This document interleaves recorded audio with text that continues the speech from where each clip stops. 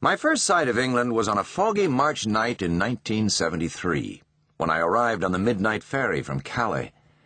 For 20 minutes, the terminal area was aswarm with activity, as cars and lorries poured forth, customs people did their duties, and everyone made for the London road. Then, abruptly, all was silence, and I wandered through sleeping, low-lit streets threaded with fog, just like in a Bulldog Drummond movie. It was rather wonderful, having an English town all to myself. The only mildly dismaying thing was that all the hotels and guest houses appeared to be shut up for the night. I walked as far as the rail station, thinking I'd catch a train to London, but the station, too, was dark and shuttered. I was standing, wondering what to do, when I noticed a grey light of television filling an upstairs window of a guest house across the road. Hooray, I thought, someone awake!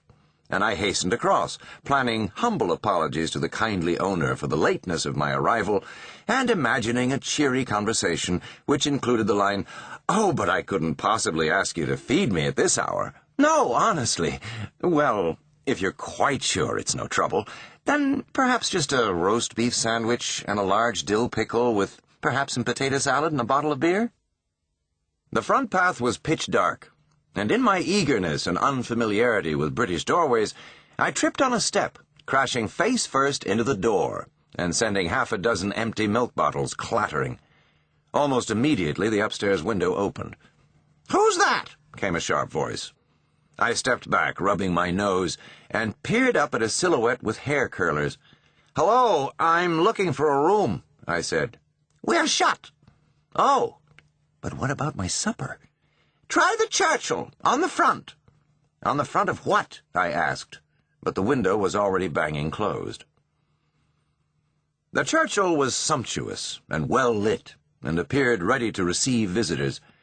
Through a window I could see people in suits in a bar, looking elegant and suave, like characters from a Noel Coward play. I hesitated in the shadows, feeling like a street urchin. I was socially and sartorially ill-suited for such an establishment, and anyway, it was clearly beyond my meager budget. Only the previous day I had handed over an exceptionally plump wad of colorful francs to a beady-eyed Picardy hotelier, in payment for one night in a lumpy bed and a plate of mysterious chasseurs, containing the bones of assorted small animals, much of which had to be secreted away in a large napkin in order not to appear impolite, and had determined thenceforth to be more cautious with expenditures. So I turned reluctantly from the Churchill's beckoning warmth and trudged off into the darkness.